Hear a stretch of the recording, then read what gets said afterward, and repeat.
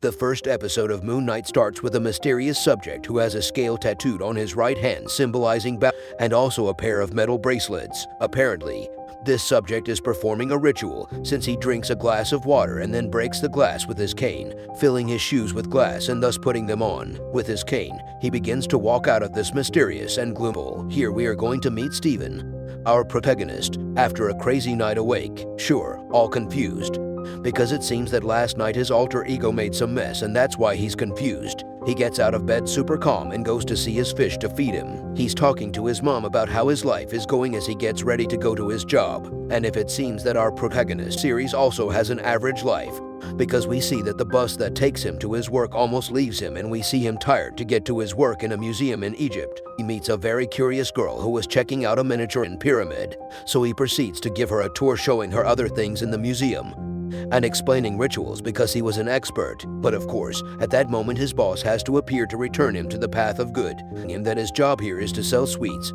not to act as a tour guide. He begins to be sad with his work, but at that moment one of his classmates throws himself at him. She proposes to meet him at a steak restaurant and even though he is a vegan, his boss takes him to take inventory of plastic Egyptian products while she scolds him for being late for the third time. Here we learn that knows a lot about Egyptian culture, so much so that he explains to her the idea of Egyptian gods, which includes 9 gods, including Horus, Osiris, and Lot. But the woman interrupts him by telling him that it doesn't matter, that what matters is selling more products and increasing the museum's turnover. Steven tells her that marketing made a big mistake because there are only 7 gods here. However, the woman tells him, "Don't fuck with me. If you continue like this, I'm going to fire you." Night falls and Steve leaves his work. We see that he has a great life because he is talking about how he spends his day very tired, but his body asks for more cane. We soon realize that he was talking to a statue, but when he thought that the guy who was playing with the statue was going to say something to him,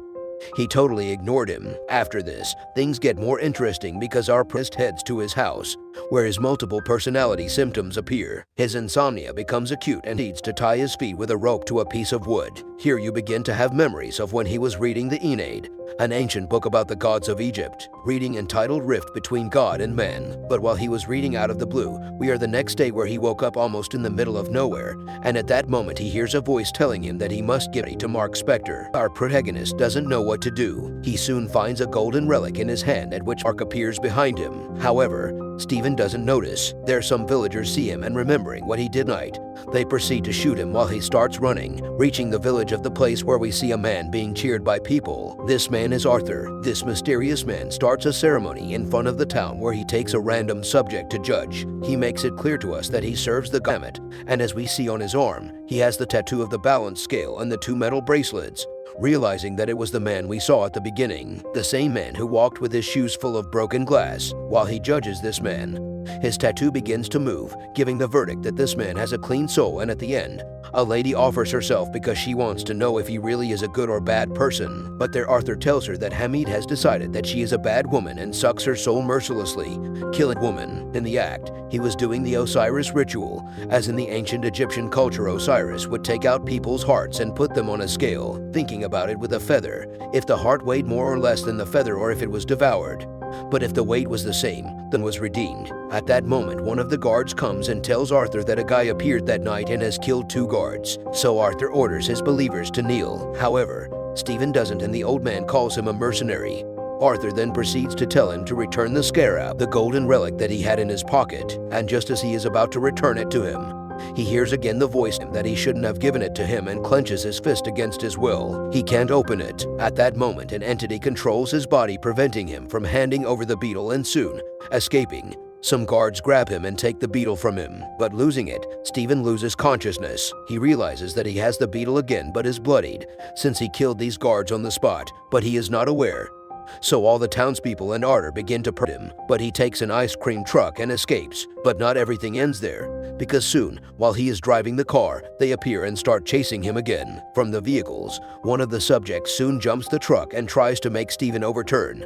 But something happens because he quickly has another dog and conscience and appears with his hand. Well, it turns out that he left this hit cold, while the voice in the background tells him that if he loses the beetle and Mark doesn't take control, he will kill them all. At that moment, the truck, which is slow, is reached by the gunman and they are about to shoot it. However, Steven loses consciousness again and throws one of cars off the cliff. He's sick of being controlled. He throws the weapon, and at that moment the remaining mercenaries block his path when it seems that all is lost. Logs fall and he crushes them. Soon Steven wakes up and thinks that everything is a dream. We must be clear that the god who was killing him is Goyo. Upon waking up, he soon realizes that something is wrong because his fish now has 2 fins. Goes to the fish store where they tell him that he came yesterday to ask for another fish, but he does not understand. He soon remembers that he has a date with the girl from work, so he gets dressed and goes to the restaurant. He waits and waits, but he is totally alone because the girl never comes, not because she didn't want to, but because today was Sunday and not Friday as he thought. Steven calls her date and she tells him that she ate the steak alone because it was 2 days ago and today is Sunday. But for Steven, it was just a sad day because of what just happened. He proceeds to order the most expensive steak in the restaurant, so the alcoholic throws the flowers that the girl had bought him and returns with the chocolates to his house. But things finally start to get more interesting, because the multiple personalities of our protagonist appear. His chocolates fall to the floor and he goes to pick them up, noticing a strange piece of furniture, so he moves it, reaching some pieces of wood, which he removes, finding a telephone and cables. Steven proceeds to turn on this old phone, and upon checking is that he has many missed calls from Layla and many other women. Steven, surprised by what he just saw, to call Layla, who answers immediately and tells him that it's been months that she hasn't seen him, and calls him Mark, which obviously is Steven. Super scared and not knowing what's going on, he proceeds to ask her why she calls him that, but the girl surprises him by telling him, "Serious, how is he not going to know who he is if he is Mark and is looking for answers?" He tries to call another of the contacts, but at that moment he hears a voice saying, "Steven, you have to stop." He tries to find who he was talking to, but the voice tells him to stop looking. Just there, apparently, a tremor begins and things begin to stop and learn, so Steven bolts for the elevator. He goes downstairs where he is soon startled as he sees a monstrous silhouette. It is Monica, who appears to remove her body, apparently an alien that is about to enter the elevator. But he soon realizes that vision and she was just an old woman, but the scars do not. He, sees Monica screaming and waking up again, this time on a bus, and he sees her again on the street, scared, searching for answers. He decides to go downstairs when he realizes that Arthur, the man from the village, was following him. Steve arrives at his work at the museum, where he quickly notices that Arthur has broken in and tries to call security, but Arthur has them controlled. This subject begins to teach that Hammett's justice is an impartial, implacable justice, which is the best way to judge people's lives because he judges them in past, present, and future tense.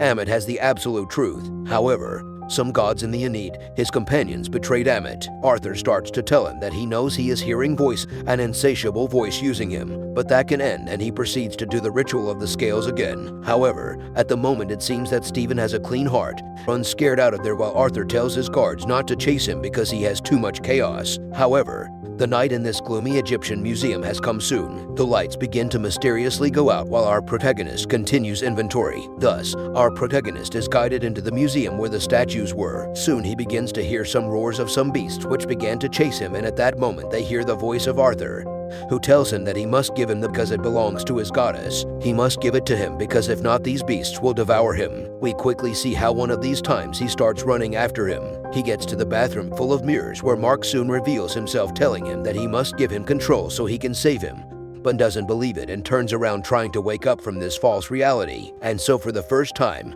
this was going to be the one with an alter ego, and we see how little by little it begins to transform and the beast enters. Soon we finally see Night revealed disappearing based on punches. Ends the first episode. We hope that you enjoy your time and have a good day.